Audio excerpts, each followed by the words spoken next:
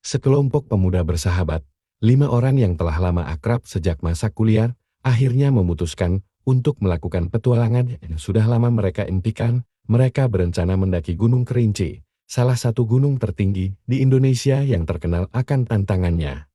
Dari awal mereka merencanakan perjalanan ini dengan penuh antusiasme, persiapan yang matang, dan niat untuk menikmati alam serta keindahan yang disuguhkan oleh pegunungan. Di antara mereka, ada seorang pemuda bernama Danu. Danu adalah pendaki yang sudah berpengalaman, dan sering kali ia membanggakan kemampuannya mendaki gunung.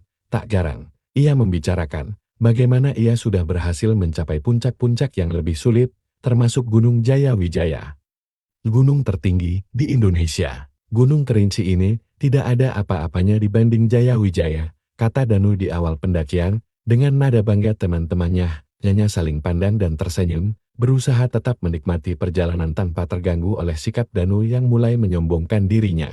Sepanjang perjalanan, Danu terus membahas pengalaman-pengalamannya di gunung lain, seolah ingin membuktikan bahwa dirinya lebih hebat dari yang lain. Bahkan ketika mereka mulai lelah, Danu terus berjalan cepat, meninggalkan teman-temannya di belakang. Ia berkata dengan nada meremehkan, "Ayo dong, jangan lambat.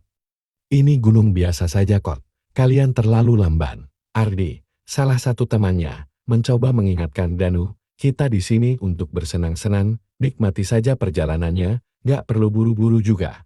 Namun, Danu hanya tertawa kecil dan melambaikan tangan, semakin cepat melangkah meninggalkan mereka. "Santai saja, kalian jalan pelan-pelan. Aku sudah biasa di gunung-gunung tinggi seperti ini," katanya dengan nada tinggi.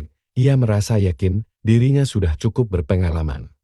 Badan alam Gunung Kerinci tidak akan mampu membuatnya tersesat. Ia merasa tidak perlu menunggu teman-temannya atau memerhatikan jalur resmi. Mendekati sore, kabut mulai turun dengan tebal, udara semakin dingin, dan pemandangan sekitar pun mulai buram. Danu yang sudah jauh di depan tidak menyadari bahwa ia telah keluar dari jalur pendakian. Dengan percaya diri, ia terus melangkah, yakin bahwa dirinya tahu arah. Namun, perlahan ia mulai menyadari bahwa pohon-pohon di sekitarnya terlihat asing dan jalur yang dilaluinya semakin sulit dikenali. Ketika malam tiba dan kabut semakin pekat, rasa takut mulai merayapi hatinya. Ia mencoba berteriak memanggil teman-temannya, tapi hanya suara angin dingin yang terdengar. Tidak ada balasan, tidak ada tanda-tanda kehidupan di sekitarnya. Sementara itu, teman-teman Danu mulai khawatir. Mereka menyadari bahwa Danu sudah terlalu jauh di depan dan tak tampak lagi. Malam semakin larut.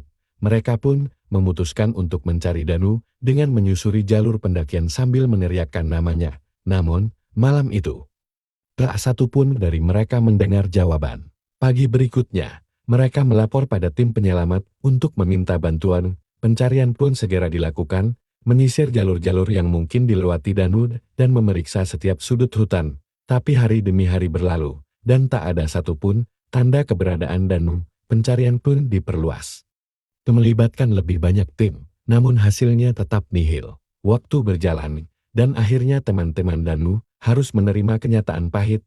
Mereka kembali ke pos pendakian dengan perasaan hampa. Di antara mereka, ada rasa sesal yang mendalam karena tak mampu menahannya untuk berjalan bersama Gunung Kerinci dengan segala keindahan dan kekuatannya. Seolah menjadi saksi bisu dari kesombongan seorang pemuda yang mengira dirinya mampu menaklukkan alam. Kehilangan Danu menjadi cerita yang dikenang oleh banyak pendaki yang datang setelah mereka. Bagi mereka, gunung bukan sekadar tempat untuk membuktikan diri, melainkan ruang untuk menghormati alam. Gunung mengajarkan bahwa kesombongan bisa membawa pada kehancuran.